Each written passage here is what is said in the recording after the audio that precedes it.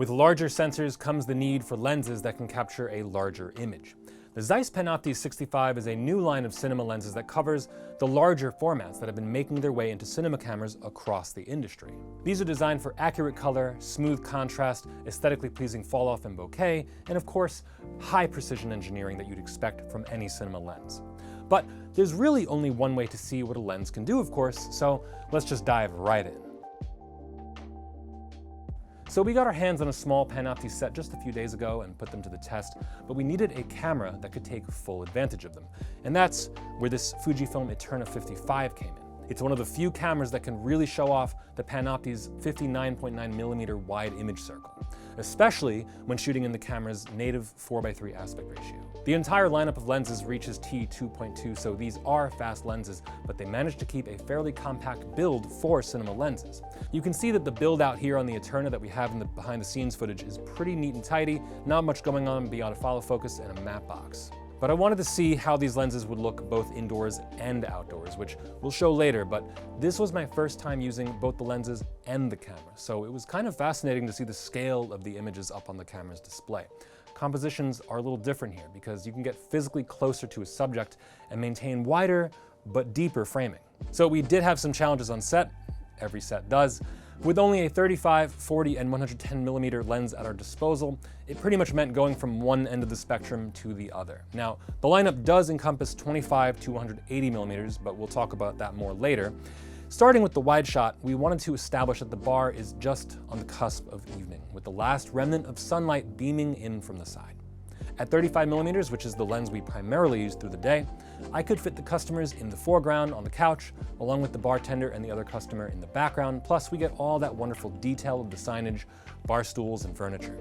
Like I said, these lenses all hit t2.2, but most of the time, I wanted the focus to be a little deeper at t5.6.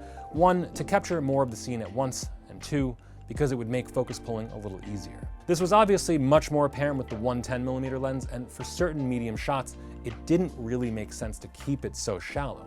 For example, you can see here the difference between t2.2 and t5.6 with the same shot. I didn't want the customer to be so out of focus in the shot, so it really didn't make sense to stay wide open like that. And as you'd expect though, the geared focus rings on the Panoptes move like silk, and the Nucleus M2 we use to wirelessly focus managed to get some gorgeous pulls in a few shots here. But once we moved in for some details and close-ups, the large format image really paid off here. This low-angle shot of the bartender was captured from fairly close up, but it gave such an immersive look into the scene. And of course, we did open up to t2.2 eventually, but the focus was just razor thin once you get right up to the subject, or really anything that's on the table. Now, would I always want to shoot this way, wide open like that at t2.2? No, but it was great to have it as an artistic tool, and these very fast lenses are wonderful to have on a large format. From an engineering perspective, it just makes these lenses that much more impressive. But enough talk, let's see how these lenses look in action.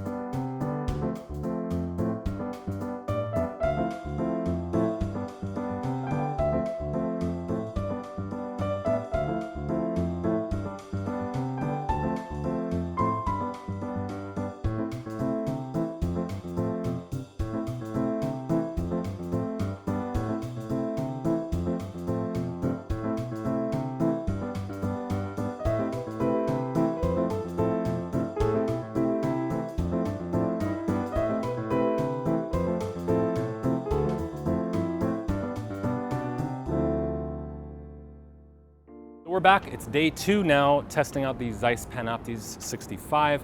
We actually happen to be under the Brooklyn Bridge right now. We're gonna go up there in just a few minutes. And the reason why we're here now, as opposed to the location before, is because we want to test this in a completely naturalistic environment outside, in sort of a documentary style. So very run and gun, as minimal a setup as possible. You'll notice today I do not have a matte box or even a follow focus on here, so we've really stripped the package down.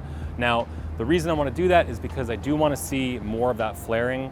I tried to get some of it yesterday, but I think our matte box is doing almost too good of a job. So we'll see what happens with the natural sunlight that we have here on the bridge. It is a bright and sunny day, and so let's just see what happens. Now, before we move on to that though, I did take a look at some of the footage from yesterday. It came out gorgeous, I gotta say, but as I predicted, it is a very modern, clean looking design. Now, I wouldn't say that it is clinical. It has a very nice sharpness to it that very quickly falls off at the edges of even the things that are in focus. At least that was my take on it. And I thought that worked very well for skin rendering, for textures in the bar. It didn't look artificial in any way. And that's really impressive considering that we are dealing with such a large sensor here, so there is a lot of detail to capture. We were at 4K, so not ultra high resolution, but still at the point where you do have to concern yourself with some of the artificiality, the digitalness that can come with something as you approach the higher end.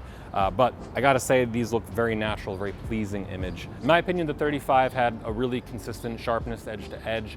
I felt that distortion was of course minimal. 35, you typically wouldn't see kind of distortion like that anyway, so I wasn't really surprised, but it does look really nice to get that kind of wider field of view here on a larger format sensor. Now, the 110, of course, is a dramatically different lens. You're much more compressed at that range, no surprises there, but I did notice more of a characteristic kind of curvature to the outside defocused regions. So you can kind of see more of an intentionality to the lens design there. It's slightly darker at the edges, but the fall off from sharp to soft is just beautifully smooth. And the focus range at T22 on the 110, no surprise, was razor thin. You can see it in some of the shots just before. Capturing someone mixing a drink at that range is a lot harder than I thought it would be. I should have known, but if you have the inclination to follow their hand, you're going to miss it. Unless you are the world's best focus puller, then good luck to you. But what I chose to do was just keep focused on the glass, make sure the talent never moved it, and that worked out well enough for us. Now out here, it should be a different story. I'm going to keep things much more closed down. I'll probably do at least 5.6, if not T8. And then of course throw ND on here, because like I said, we have a bright sunny day. And again, the Fujifilm Eterna comes to the rescue when it comes to internal ND. So I'm actually really excited to play with that out here, because it should offer me a lot of flexibility once we get on the bridge. So before we go up, I just wanted to do one quick test over here with the 110. I want to do a little rack focus. We have this gorgeous lantern here, and then the statue on the building in the background for City Hall. Beautiful, but I think we could do even better with the separation, because again, this opens up all the way to T22. Now, going forward for the day, I do want to intentionally stick with a T8-ish, depending on where. Once we get it there, I might have to stop down even more, but I'm gonna try a T8 along with the internal ND set to 0.9, which gets us to 3 stops of reduction here. And right now, that's what you're seeing here. So as we roll, this is T8 with 3 stops of internal ND. I think it looks pretty good. Now, there is separation in the image that you can already see. I could rack focus to this right now, but I think we could do better with the separation. So let's instead, I'm just gonna try it. Let's open up all the way to T22. Now, yes, it's way blown out right now. That's to be expected. Let's go through the menu here and we'll change. You probably can't see it in the sunlight, but you actually do have equivalent readouts on both sides of the Eterna, which is really cool. I'm gonna bring this down to 1.8, which should get us 6 stops of ND. Now technically we are opened up slightly more than 3 stops, so it's not a full equivalent coverage. I could probably dial it in here. I know I can, because there's more increments. This gets us close enough. Now you can see the separation is much more exaggerated now.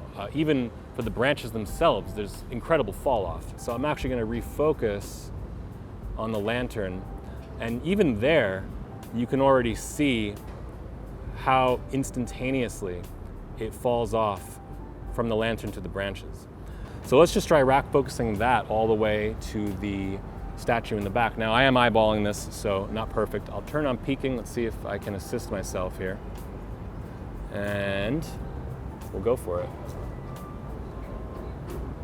And that is pretty nice. The bokeh is just round, it is smooth, it looks perfect. And did I get that right? Not bad, actually. Not bad, I actually got that pretty close. But you can see here now it's just kind of the shape the lantern in the foreground, and it looks beautiful. The separation is incredible. And we are done for the day, testing out the Panoptes 65. These were a joy to use out here, actually, because they're very small. I'm used to larger cinema glass that can be very unwieldy, especially when trying to do a shoot like this. So if you are doing the cinema style approach, the size of these is actually something to consider on its own right.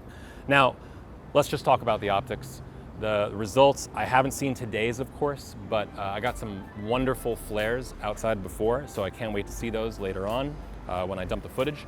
But from what I saw yesterday, it looks phenomenal. The colors are very natural, but they're lush. The sharpness is there, but it's not overbearing, it's not artificial. And the fall off is just perfect. So, you know, at this level, I'm not too surprised to see that, but it's great because these are modern lenses, and what that really gets to is the fact that you're looking at things like the Zeiss extended data support. So that means you're getting full frame by frame metadata on the lens characteristics. So it's not just focal range, the focal length, or the iris, it's the distortion, it's the vignetting that could happen across the focus points. So you're getting that at every frame. Now, we don't, of course, have that set up here. That's a completely different style of production, but for visual effects in particular, these are huge. These are a major boon to that style of working. So would love to see these on more sets. Can't wait to see the rest of the set because, like I said, I only had a 35, a 40, and a 110 here. But I would love to see the rest of the range. There's going to be 10 of them ranging from 25 to 180 millimeters. So that should cover the majority of work out there. And as we start to see more and more large format capture and even presentation out there, we're going to want glass that can cover sensors like the one we have here on the Eterna. And I really do love shooting in these larger formats because there is a certain sense of awe that you get when you go up to places like this where you actually can get up close and maintain those somewhat more compressed yet wider field of views. It would be all too easy to just go and try to capture a vista out in the distance with a wide-angle lens. You can do that on pretty much any sensor size, but to be able to do it on a larger format with something up close that scales quite high, actually, which is another reason we're using this in its full GF mode, is really impressive. It's something very different. So anyway, that's it for our time with these Zeiss Panoptes 65 cinema lenses. I had a blast using these. They looked absolutely phenomenal, both inside and outside. The only thing is I want to see these on more shoots. I got to see the remainder of this set, especially everything from 40 millimeters to 110 millimeters. I feel like I'm missing out on something, and I have to see how it looks. So let us know in the comments below what you thought of the Zeiss Panoptes 65 cinema lenses, and let us know what you could do with them on your next production. My name is Doug, and I'll see you next time.